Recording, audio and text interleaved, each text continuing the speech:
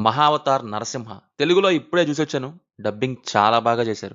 Cinema విషయానికొస్తే నాకైతే average అనిపించింది. సెకండ్ హాఫ్ బావుంది. ఎస్పెషల్లీ చివరి 20, 30 నిమిషాలు దద్దరిల్లింది. కానీ ఫస్ట్ హాఫే ఏం వర్కౌట్ అవ్వలేదు నాకు. మన పురాణాల్లో విష్ణుమూర్తి అవతారాలైన వరాహస్వామి మరియు నరసింహస్వామి గురించి ఉంటదిందులో. ఎందుకు అవతరించారు? ఏమైంది? అనేది. మన పురాణాలు, హిస్టరీ గురించి తెలిసిన వాళ్ళకి ఐడియా ఉండుంటది. మిగతా వాళ్ళకైతే ఈ సినిమా చూస్తే ఏంటనేది తెలుస్తదనమాట. ఈ 3 యానిమేటెడ్ సినిమాలో నాకు సెకండ్ హాఫ్‌లోని కొన్ని మేజర్ పోర్షన్స్ హైలైట్ అయ్యాయి అనిపించింది.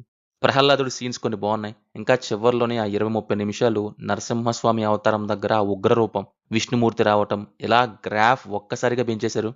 కార్టూన్ యానిమేషన్‌లోని అక్కడ సీన్స్ చాలా బావున్నాయి. అఫ్‌కోర్స్ అవి ఆటోమేటిక్‌గా హై ఇస్తాయనుకోండి.